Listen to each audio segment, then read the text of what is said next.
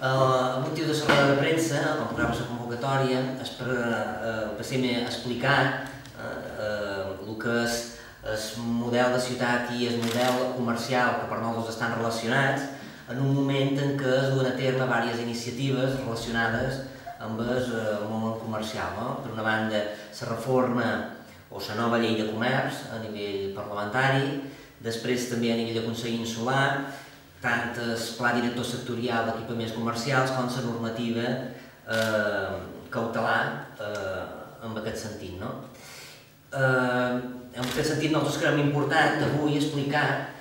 quin és el pensament, la filosofia del PSM en relació a aquest tema. Sempre, des del PSM, hem defensat que el model de ciutat està molt vinculat, molt relacionat a la forma de pensar el món comercial, el model comercial. A nosaltres ens agrada definir-lo com un model comercial mediterrani,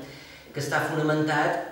amb el petit i mitjà establiment que s'ubica a l'interior dels nuclis urbans, de la ciutat, i que és un element fonamental per la dinamització, per una banda comercial, de l'activitat econòmica, però també per l'activitat de la mateixa ciutat, per fer la ciutat més habitable, més humana, més accessible, i que també té molt a veure amb un tercer element, a part de l'econòmic i l'humà, que és amb el tema de la mobilitat. Dins aquest context,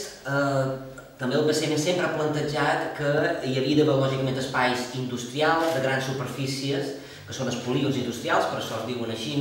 destinats lògicament al món industrial i com també a les grans superfícies, però que aquesta havia de ser la finalitat principal i no s'havia de perdre mai quin era l'element definidor d'aquests espais. I en aquest sentit, crec que forma part de la responsabilitat de l'administració intervenir per definir els usos i la distribució dels serveis. En aquest sentit, el sòl industrial ha de permetre tot això, però no ha de fer impossible que el petit i el mitjà comerç es pugui desenvolupar dins la ciutat i pugui créixer i ser actiu i viu. Tant és així que el PSM sempre ha tirat endavant amb aquest pensament, amb aquesta línia. Jo voldria recordar el primer pacte de progrés del 99-2003, el PSM du la Conselleria d'Economia, Pere Sant Pol, i tirava endavant la primera llei de comerç en aquest sentit. La directora en aquell moment precisament era Natonia Llers, que ara és consellera del Consell Insular. Ara, degut a l'adaptació a les directrius europees, s'ha de revisar, s'ha d'actualitzar aquesta llei de comerç, també abanderada pel PSM,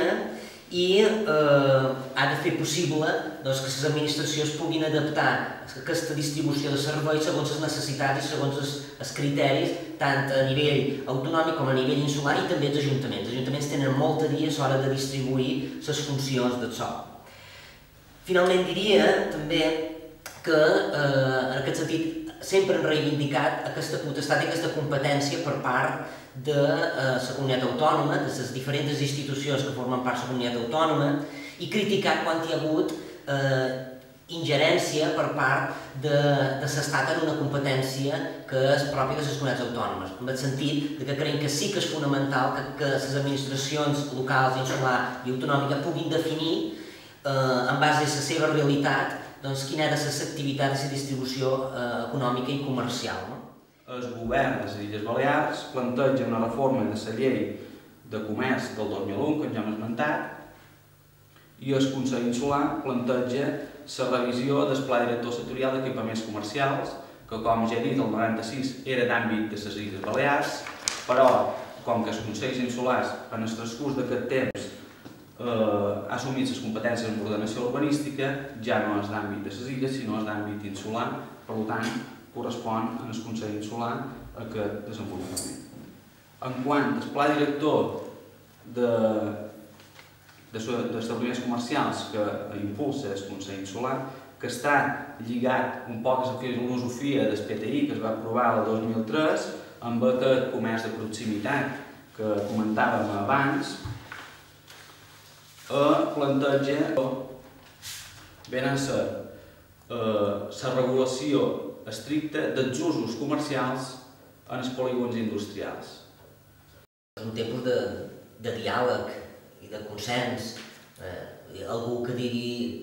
alguna crítica que ha sortit, bueno, no han deixat espai, no, és que l'espai s'ha començat ara és el temps de dialogar a partir de tots els documents que tenim damunt la taula, ara han marcat un temps per intercanviar i perquè cada un exposa el seu, que ningú es posi nerviós encara, no és el